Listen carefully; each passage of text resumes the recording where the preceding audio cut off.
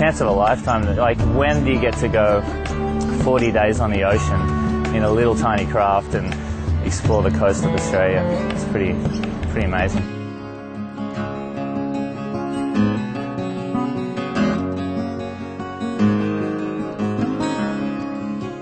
Welcome back to Animal World, our co-inhabitants, here on Supreme Master Television, as we learn more about the amazing journey of the members of the Transparent Sea Project, who followed the annual southern migration of humpback whales along the east coast of Australia.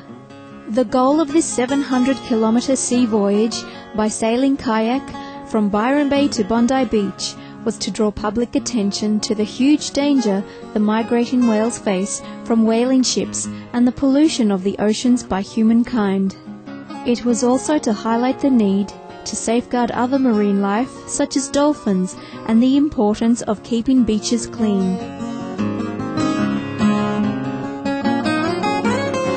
The voyage was done by travelling on sleek vessels that are both ultra-quiet and eco-friendly.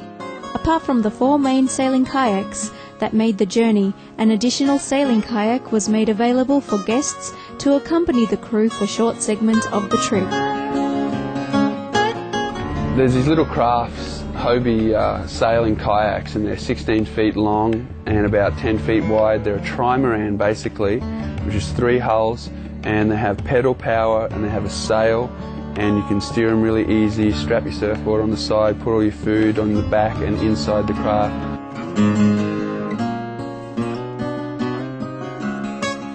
Let's now get a taste of what the journey was like from the perspective of crew members Chris Del Moro and David Rastovich. Dave, Christy and I were going, we were kind of in a good rhythm together tacking, and we seen a little baby, a juvenile, slapping his tail, and we stop, pull the sails so we don't bother him, and out of nowhere the mom comes from the depths and just boom, slow-mo, full breach, boom, and I'm talking 50 yards from us, and it was just like solidified why we're doing this. It's incredible. I mean, what a day.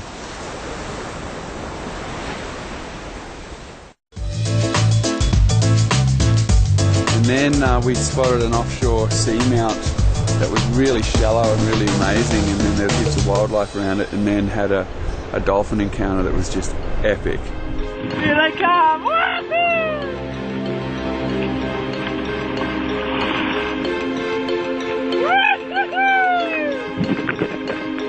Hello, beautiful!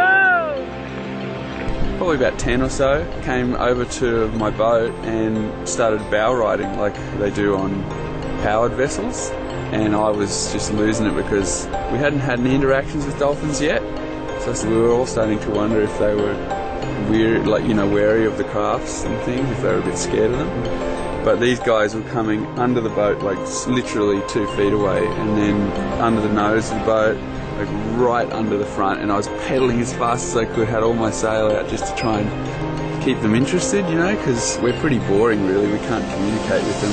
So that lasted for I don't know how long, but quite a few minutes, where they were just surfing all around and then jump between me and Morat, and just all time. Really cool interaction, way out to sea too in the deep blue, so it's really nice. And then they just did 2 big jumps and then left, gone.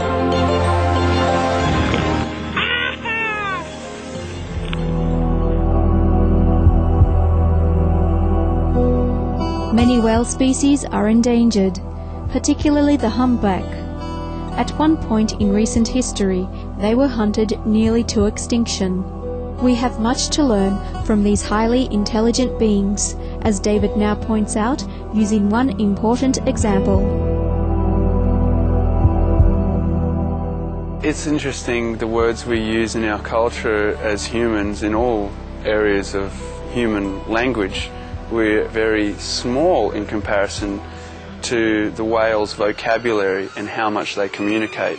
You know, their range of sound goes so far and so below what we have in our range of creating sound, and then their intricacy and their memory to create patterns of songs and communication is so much more intricate than ours that it makes you think, well, everything in nature has a purpose. There's no excess baggage here.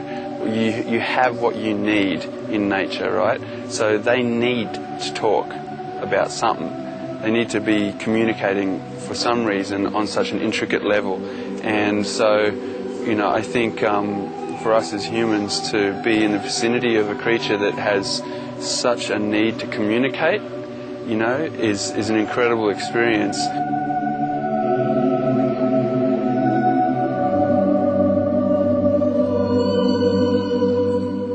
We thank all the organisations and individuals involved in the Transparent Sea project, including David Rustovich, the Surfers for Cetaceans and the Surfrider Foundation Australia, for their committed work in bringing awareness to the current dangers faced by the humpback whales and the entire marine environment from harmful human activities such as whaling and the dumping of pollutants.